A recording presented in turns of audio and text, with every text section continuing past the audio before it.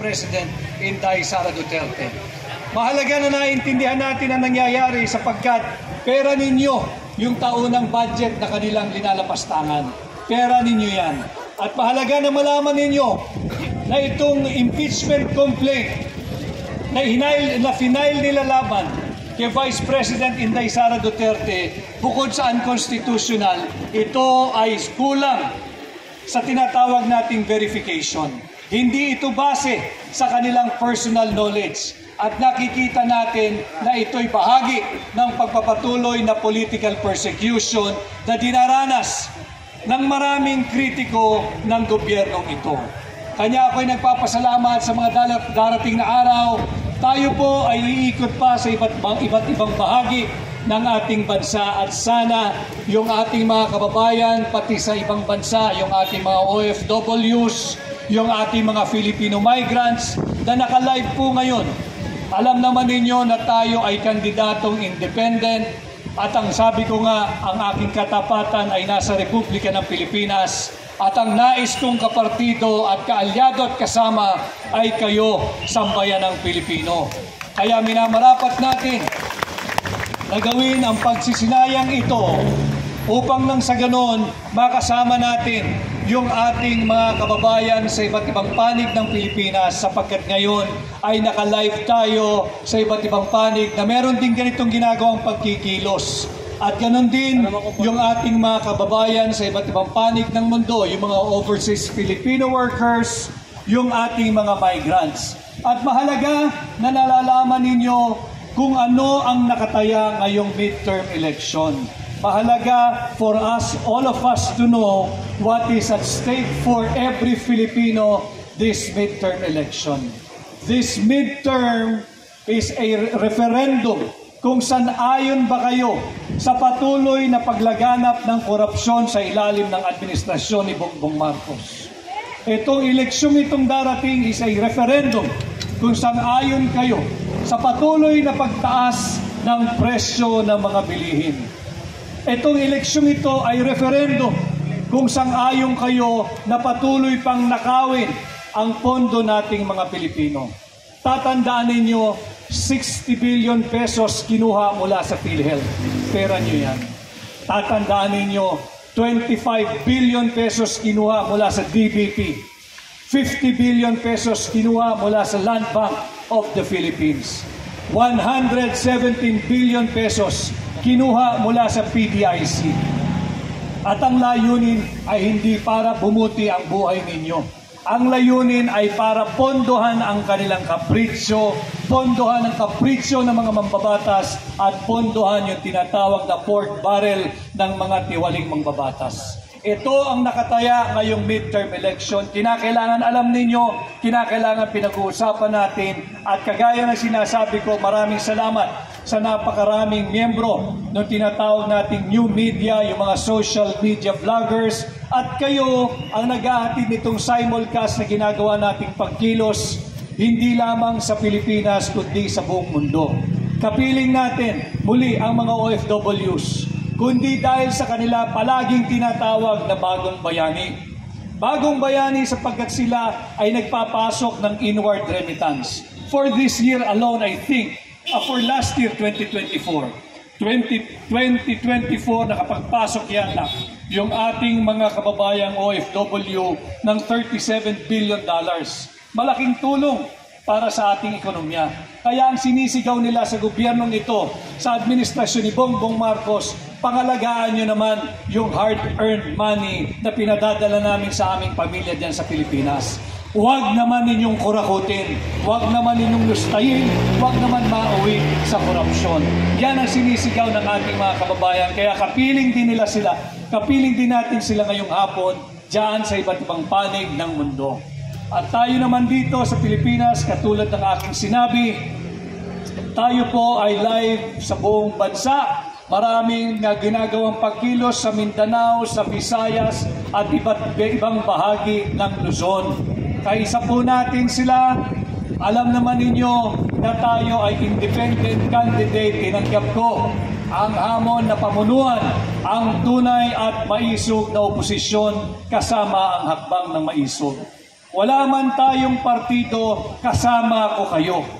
Wala man tayong partido, nagaganap ang ating ginagawang pagkilos nationwide dahil na rin sa bagong teknolohiya na tinatawag nating online campaigning. Maraming salamat at nandyan yung mga kababayan natin, nanonood sila.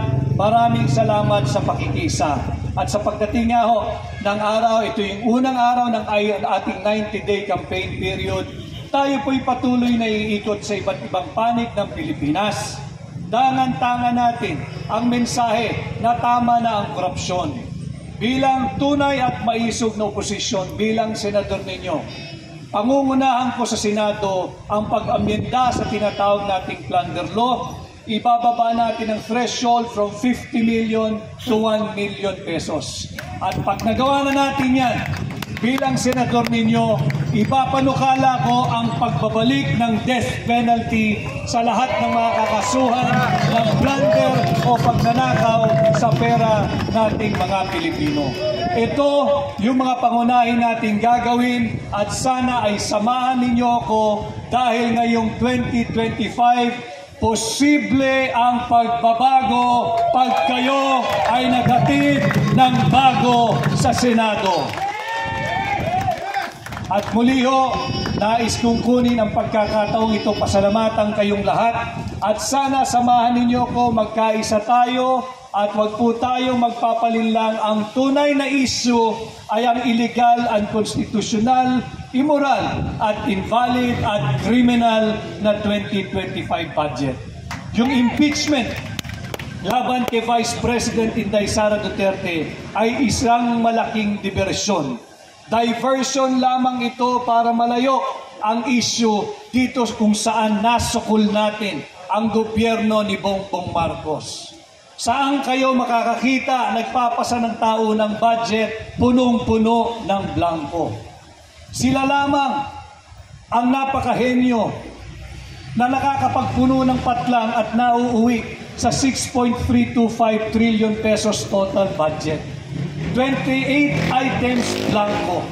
Ang bata ho, pag tinanong mo 1 plus 1, sasagutin ka automatic 2. Pag tinanong mong 2 plus 2, sasagutin ka automatic 4. Pero napakahirap sagutin yung 3 plus blank.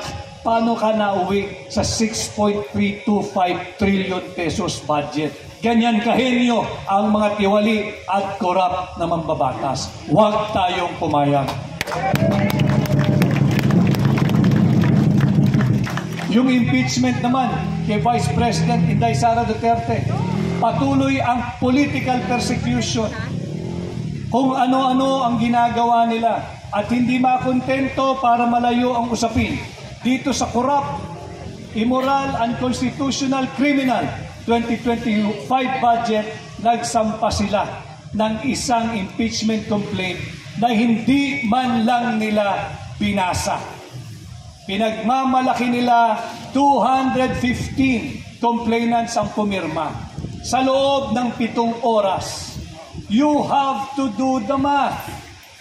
Kung babasahin ang complaint na yan, kada kongresista bibigay ng 10 minuto, sa 1 oras, 6 lang ang makakapirma. Kung binasa mo at yung sinasabi na nalalaman mo ang aligasyon based on your personal knowledge or authentic document, at least 10 minutes. 6 lang ang makakapirma. At sa loob ng 7 oras, walang break, walang CR break, walang lunch break, walang kung anong break. 42 lamang ang makakapirma. Kung tig sa 10 minuto sila. Bakit nakapirma ang 215? Saan galing yung 215? Pagbigyan na natin sila, baka mabilis silang magbasa at talagang matatalino sila. Tigli 5 minuto. Kung tigli 5 minuto ang makakapirma sa loob ng 1 oras ay 12. At pag yan ay sinuma mo sa 7 oras, walang break. Ang makakapirma lamang ay 84. Paano nakapirma ang 215 congressmen sa loob ng 7 oras? Ito'y isang malaking pambubudol na naman na ginagawa sa atin ng administrasyon ni Bongbong Marcos. At ang higit na masaklap,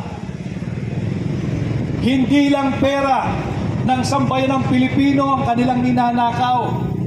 Pati ang posisyon ng pangalawang Pangulo ay kanila na rin ninanakaw sa atin ng harap-harapan. Ninanakaw ito ng 215 na elitistang mambabatas.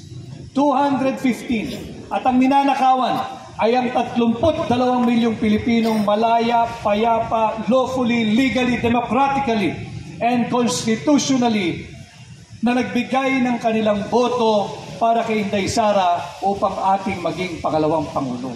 Huwag tayong pumayag, protektahan natin ang 32 million Filipinos na bumoto kay Inday Sara Duterte. Protektahan natin ang sagradong mandato nating mga Pilipino. Ito po ang aking mensahe sa inyo, sa mga Pilipino, sa iba't ibang panig ng mundo, yung mga kasama natin sa Luzon, Visayas at Mindanao, at kayo rin dito sa ating pagsisinaya ng ating national headquarters.